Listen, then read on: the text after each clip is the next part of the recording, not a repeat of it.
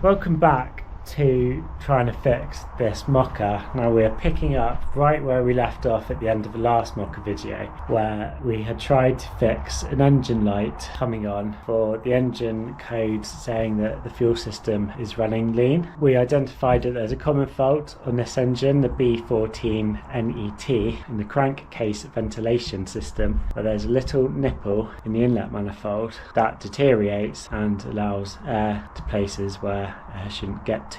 Sorry, it's not very technical, but it causes increased pressure in the crankcase amongst other problems. So there is a fix for that. See the previous video. That didn't make any difference. So the next thing we tried was the MAF sensor, as that is a common point of failure that causes an engine to potentially run lean. It was an easy fix. It was £80, but because it was so easy, we just tried it. But unfortunately, that didn't work. And then after that, the car has started to have an overheating problem. So we've got a thermostat and we're going to fix that. The symptoms of the overheating are when the car's doing sort of 50 miles an hour and over on the dual carriageway, the temperature gauge starts to creep up, and there has been one instance where the car's warning lights have told Hannah, who was driving, to shut down. See the picture here, and from what I can gather in that situation that Hannah was in, stuck on the side of the road, she turned the car off, and a couple of minutes later she turned it back on and the coolant gauge was in the middle where it should be, which seems very quick for an engine to go from an overheating position to normal. But I can only think that there's a sticky thermostat, and in between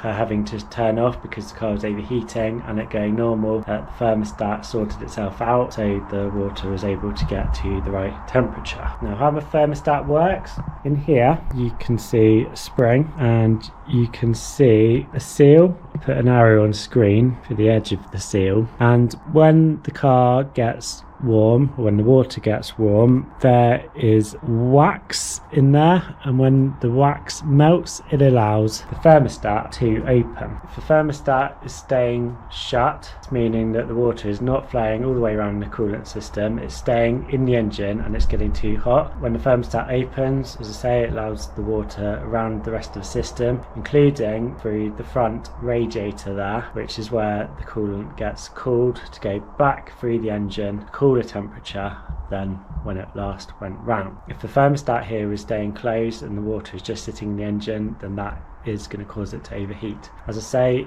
it's a part that is commonly replaced, so we are going to give it a go. It's not too big a job, so again, I'm happy to just go for it with minimal diagnosis. Let's get into it. Thermostat is down in this direction, so first we get this intake pipe off.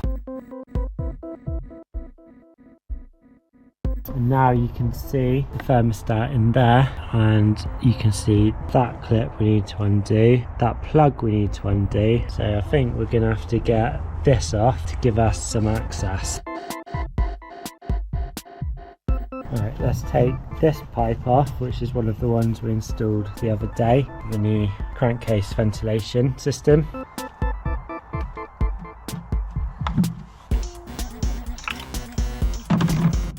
Down here we've got this metal clip that we need to pull out in this direction, and then we can get that pipe off in theory, and at that point a load of coolant is going to come flying out, which is why I'm outside the garage even though it's dark and it's cold. I will try and put an old washing up bowl underneath, but I doubt I will catch all of it, so I don't want to make my beautiful carpet any muckier than it already is.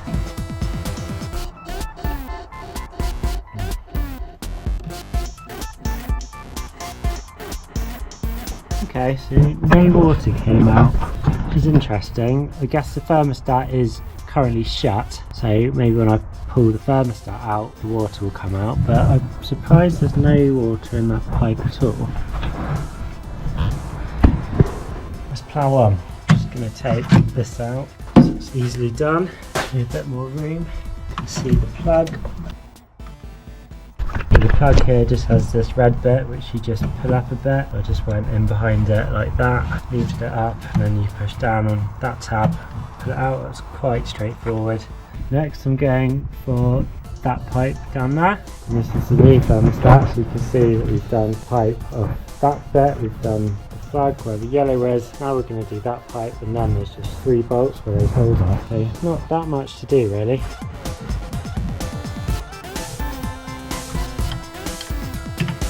Oh, we got some juices flowing.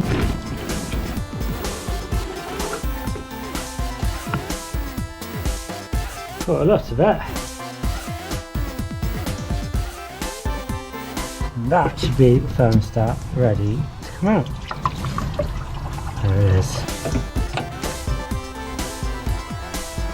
Yeah. This isn't really looking the best of health. Why is these bits stuck to it? It's like scale. Not seen that before. Hopefully that is an indication that it is spent. In with the new one then. Do leave a comment if you've seen anything like that before and what you think it means. Right, next step, let's just clean up the surface area where the new rubber seal is going to press up against. Bit of grease around the rubber to help it seal. I reckon that bottom pipe I want to get on fast, otherwise I can see that being very tricky.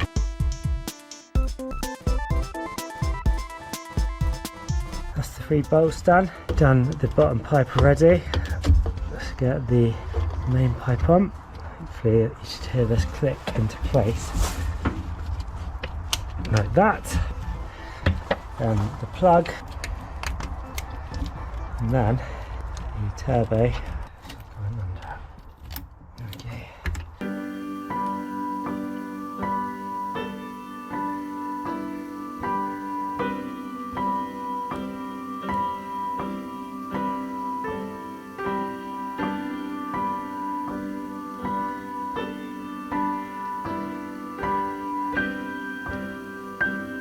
Oh, it was actually pretty painless. The only thing left to do now is fill up that water bottle. From my experience, Vauxhalls are normally pretty easy to bleed. You just put the water in, you run it, let it cool down, the water in the bottle should drop, you top it up, maybe do that process again and you're done.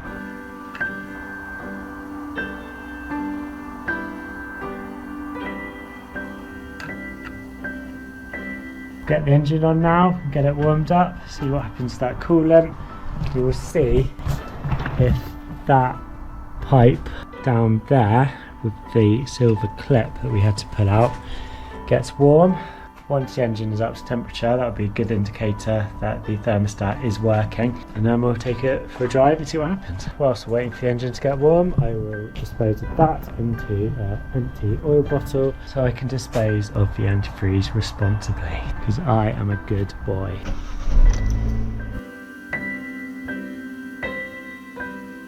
Well, whilst I'm waiting on that, I'm just going to clear the code again. Now, as I said, the first time the light came on, the thermostat code on screen now did come on. I don't know if there's any chance that it's linked to the engine light that has been coming on and the fuel system running lean.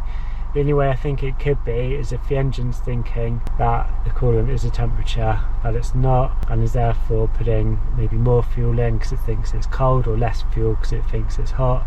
And in fact it's the opposite. I don't know, it seems a bit of a reach, that one, but it might be. There is that plug that goes into the thermostat. Again, I don't know if that's a coolant temperature sensor, but we've done it now, so we will test the car, and if it cures it, brilliant. If not, then we crack on with solving that problem as well, assuming that I've solved the overheating issue, because if not, we've got 2 problems still to solve. Looking at the description of that thermostat code again, it does say thermostat heater, so I guess that's what the plug is for, and I guess the heater is what controls the thermostat, not the temperature of the coolant, as I said at the beginning of the video. Shows how out of touch I am with things. Starting to come up to temperature now. Just topped the expansion tank up with coolant to the top. I'm going to take it for a little drive and we will see how that goes and check the water levels when we come back. So Hannah says that the temperature gauge starts to creep up when cruising at 50 or above. I'm in 4th gear at the moment to keep the revs a bit higher than they would normally be if you were in the right gear, because I should be in 6th gear really, cruising at this speed. So let's do this for a little bit and we'll check back in a couple of miles. Quick stop just to check the water level. Whoa, whoa, whoa. Okay, let's leave that. Let's just check the pipe down there. It's hot. It's not actually, it's stone cold. It's interesting. do a bit more driving. And already we do have the engine management light back on. So we've got this code, system to lean again. Grr. Okay, so we've done over 10 miles now. The engine light hasn't come on again. It seems to come on when we're stationary, and we kind of knew that it came on in traffic. So at least we're getting closer to at least being able to recreate that fault, which gives us a better chance of fixing it.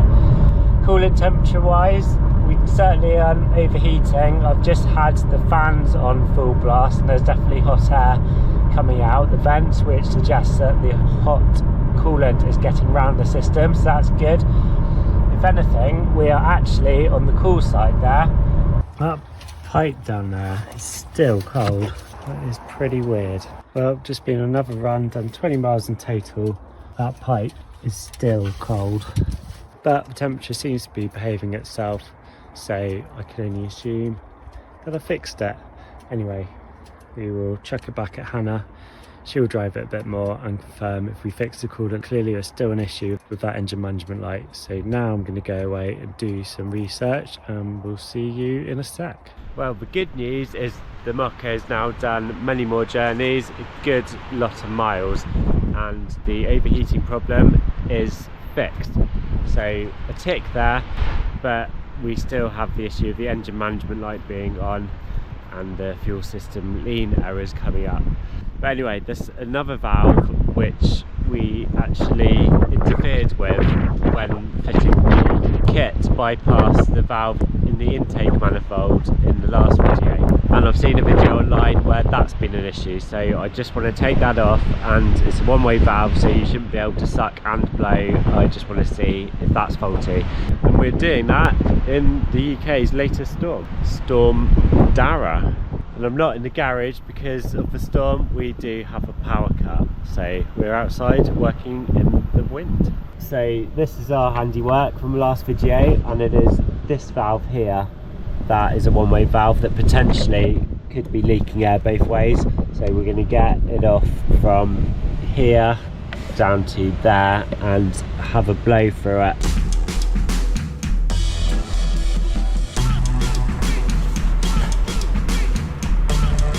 Okay, that is definitely not allowing air through this way, so when I suck it, it's good.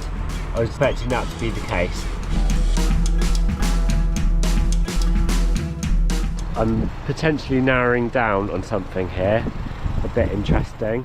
So at the moment, the light is on. Let's just clear that with the diagnostic reader. So the light is off. Right, what I'm going to do next is undo the oil filler cap.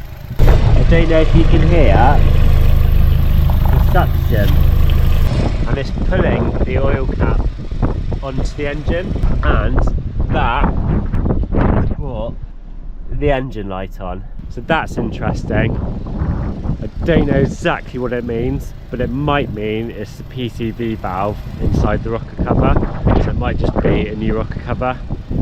Anyway, I'm going to go away, do a bit more reading, and I'll let you know where I get to. I've now conducted a bit of research, and unfortunately that hasn't moved me any further forward, because it seems that it is very normal for there to be a bit of vacuum when you take the oil filler cap off, or indeed the dipstick. What I understand isn't normal is if under this cover, which I'll take off now, there is vacuum from this little hole here, which is where the PCV valve sits.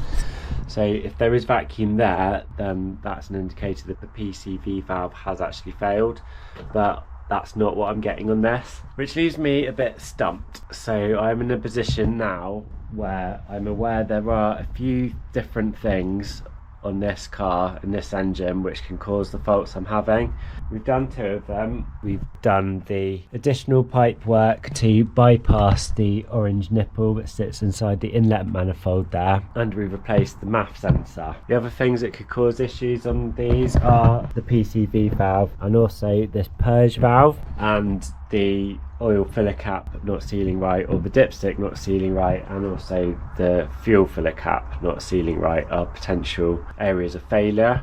But I've had those out and I've greased around the seals and it's made absolutely zero difference, so I'm thinking it's probably not one of those three, I'm guessing at this point. And just to rule stuff out, I am getting the parts cannon out and I'm going to just chuck some parts at this car. The next two on my list are going to be the PCV valve, which is part of this cam cover, and then the purge valve. So the first thing I'm going to do is the PCV valve and a new cam cover, which I have here. So we're going to do that right now. And whilst I am doing that, I can take this pipe off again and just check that the plug that I put in there to block that orange nipple which fails is good.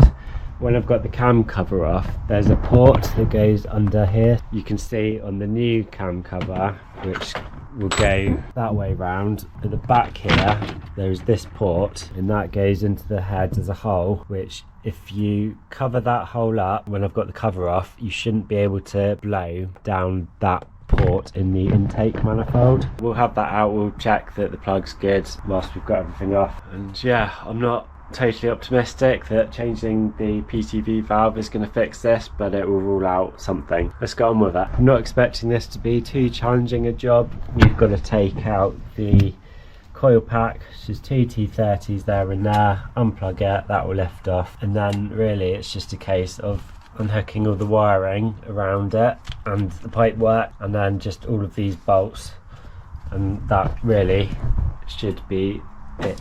Hey, people say you're good, and I think you're the best I ever met. But when I'm around, you're second best. That was relatively straightforward.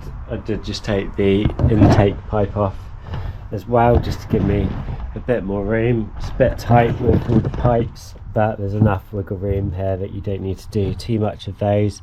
These clips were a little bit tricky to work out how to get out. In the end, I just poked a screwdriver down there so I could push back this bit of the clip in there, which slides into there on the cam cover. Interesting thing with the cruise kit which I fitted in blocking the inlet port down here is that it's got all the condensation-y kind of oil now, which it didn't have before. I don't quite know why that might be, whether it's because there's not so much airflow on that bit now where there was previously, to move all the gases inside the engine around and prevent that creamy condensation oil forming. But anyway, whilst it's off, this is the port I was talking about. So if I block that off, and if I can get my mouth around that, which I don't particularly want to do, but I'll clean it up a bit first. If I can blow air into there with that covered out, then that would suggest the plug isn't working,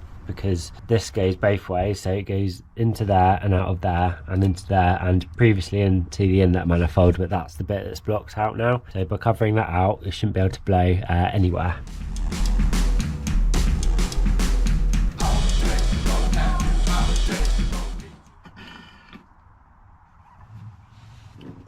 Well, that was lovely, but I can confirm that I could not blow through the inlet port. If I took my finger off there, then oil spat out of there. So I think that my cruise kit fix is working. Not that it fixed anything, because I don't think it was broken in the first place, but we know that's solid. Right then, let's clean up the cam cover surface area on the head here. You can see that there's a bit of sealant that's been used previously, and I know I've talked about this before when I did the VXR cam cover a while ago, which annoyingly needs doing again, but we always used to put a bit of sealant on the corners there at the Vauxhall garage.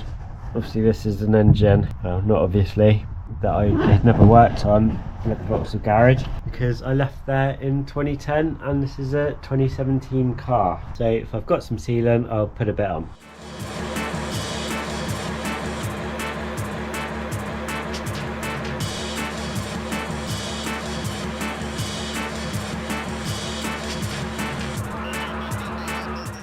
And that's all there is to that. So now all that's left to do is to clear those DTCs again, let it run, and the code should come back on without driving it anywhere because it's only coming on at idle. Here we go again. Not at all optimistic though. The code's gone, the engine's running. Let's wait a bit, see what happens. Just feel at the PCB valve here, there's no vacuum there, which is correct, but that was the case with the old rocker cover. So I'll put the, don't know what you'd call this bit of cover, but I'll put that back on now.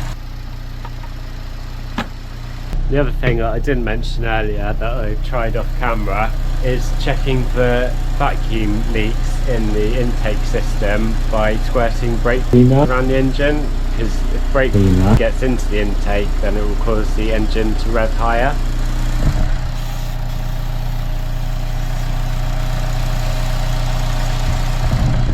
But there's nothing going on there. That doesn't mean there's not a leak, but suggesting there's not an obvious one. And it's been a couple of minutes and the light is back on. I've just had a good look around the engine, including going underneath it to see if there is any obvious sign of an air leak, but I still cannot see anything, which means sticking with the plan, the next bit is to replace the purge valve here. Then after that, that is when I'm out of options and I'm probably going to need some help on this. We go again then, trying to fix the Mokka. So I have now got a new purge valve. Now if I'd ordered this from Vauxhall, I think it would have come with the pipe that goes off there, this one, but I also think that it would have been a lot more expensive to do it that way. So I've ordered myself some pipe and some hose clips so we can get around that fact. Hopefully this is a straightforward job. It's just going to be taking the purge valve off. I'm doing that again where I've broken the clip. I'm doing the plug, taking this bit off from somewhere. These are going to be really tight to get off from the kit that I purchased in my last video, so I don't know if I'll undo it from there. Actually, I think I'll just cut the plastic there in situ. That's going to be the easiest thing. We cut the plastic there and there, replace it with a new bit of pipe, change the valve, and fingers crossed, because if this doesn't work, I'm out of ideas.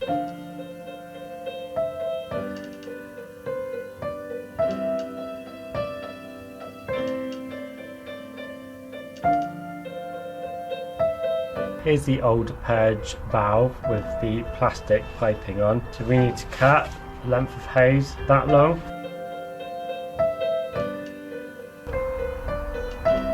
And that will go on there.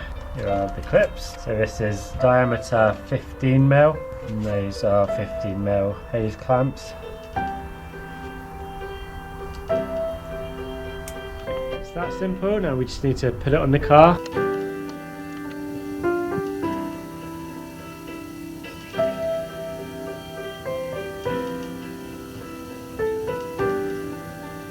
And that's fitted. Pretty much the definition of a 5-minute job.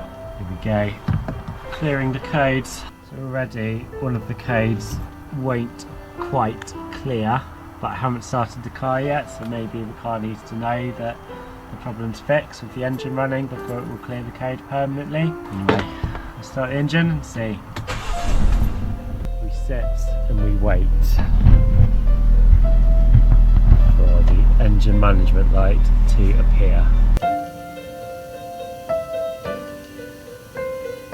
It hasn't been long and I can tell you that nothing has happened. The engine management light has not come on yet, but I've just been looking at the live data on the diagnostic tool, and interestingly the short term fuel trim there and the long term fuel trim at the top are much lower than they were before. Sorry about the focus there. I didn't mention this before because I didn't necessarily know what I was talking about, but I did read up that the short term and long term fuel trims that I just had on screen should be between -5 and +5%, which they now seem to be, but before they weren't, so a glimmer of hope there. However, I still cannot get this code to clear. If it is the case that the car needs to realise that it's fixed, I don't know how long that takes. Maybe we go on a quick drive. It's dark, so there's no point taking the camera with me, so I'll check back for you in a sec.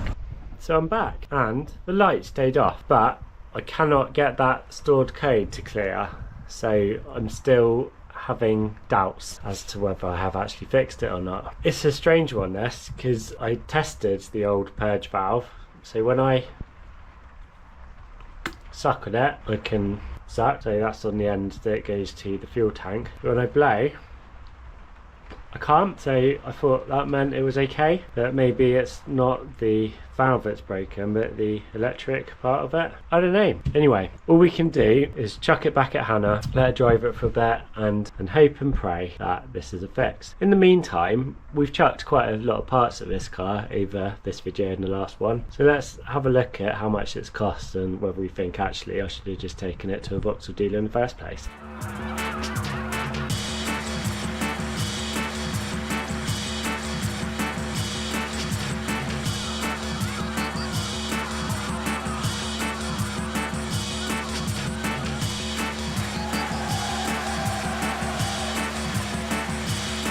So you want to know if that purge valve has fixed the engine management light on the Mokka. I want to know too, but first let's cost up what we have spent trying to fix this problem. Got my trusty glass pen which I used when we summed up the costs on the M3, so let's write down what we've done and then we'll look at the prices.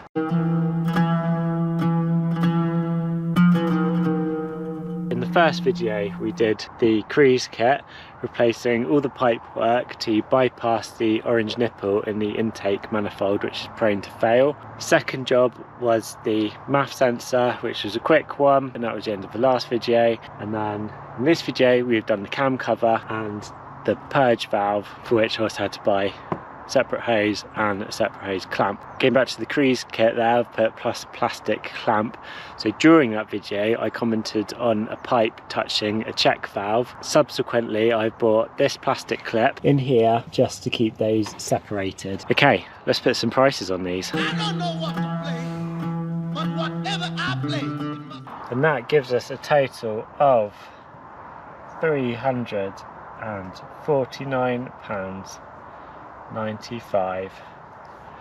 Call it £350. Before we consider whether it's worth it or whether I should have just taken it to a Vauxhall dealer in the first place, we need to know, have we actually fixed the problem? And I can tell you that it is now a good couple of weeks since we fitted that purge valve and the engine light has not come back on, so that is brilliant news. What I haven't tried since is trying to clear the code again that just would not go away. Let's do that now. And I've just gone in to read the trouble codes and it's saying no codes are stored in the module. That is a fix, a full-blown fix. Excellent news. Was it worth it then?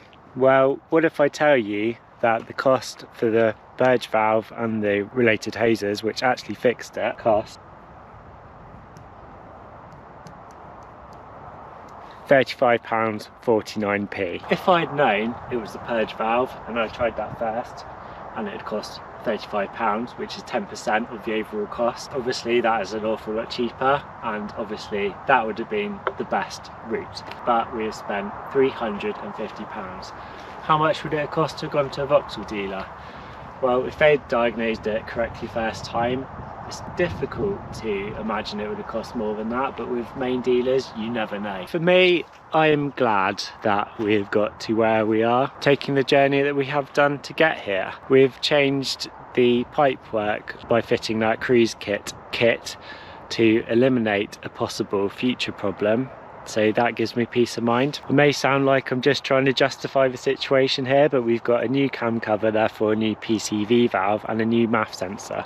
Two things that are prone to going wrong. We've reset the lifespan of those parts before anything should go wrong with those. And lastly, we've got to know this car. It's been in the garage for the very first time. I've got to spend a bit of time on it, getting to learn a new Vauxhall engine, and we have knocked out 2 YouTube videos out of it, which has kept me entertained. That's it then. The car's got its MOT coming up in a few weeks. Hopefully that won't present any issues. That means you'll be seeing me in another video dealing with that. It's me signing off on another successful diagnosis. Sort of successful. We got there in the end.